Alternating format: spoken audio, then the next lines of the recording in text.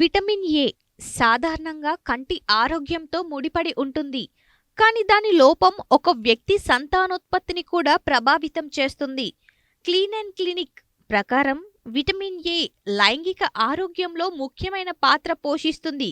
అటువంటి పరిస్థితుల్లో vitamin A లోపం గర్భం దాల్చకుండా చేయడంతో పాటు వంధ్యత్వానికి కారణమవుతుందని ఆరోగ్య నిపుణులు పేర్కొంటున్నారు.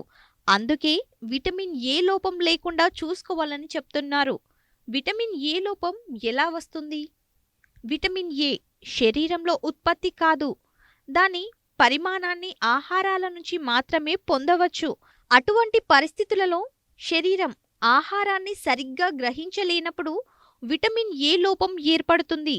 మీరు కూడా విటమిన్ ఏ లోపం లక్షణాలను గమనిస్తుంటే ఈ 5 పదార్థాలను క్రమం తప్పకుండా తీసుకుంటే మీ ఆరోగ్యానికి చాలా ప్రయోజకరంగా ఉంటుంది.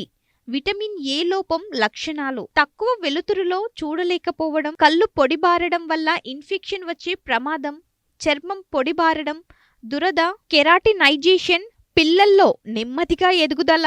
విటమిన్ ఏ అధికంగా ఉండే ఆహారాలు: చిలగడదుంప.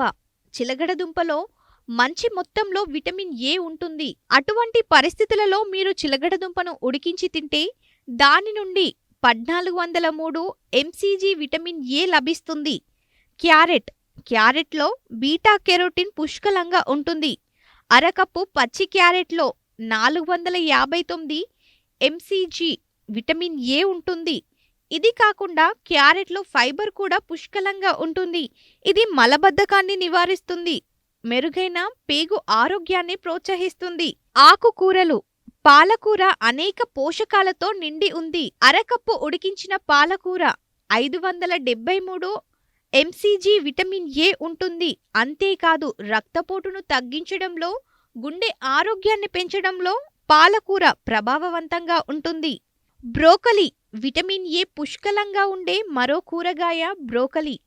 కేవలం ఒక అరకప్పులో 60 ఎంసీజీ విటమిన్ ఏ ఉంటుంది. దీనితో పాటు ఈ కూరగాయ విటమిన్ సి, విటమిన్ కే మంచి మూలకంగా కూడా పరిగణిస్తారు. పచ్చి మామిడి. ఒక కప్పు పచ్చి మామిడిలో 112 ఎంసీజీ విటమిన్ ఏ ఉంటుంది.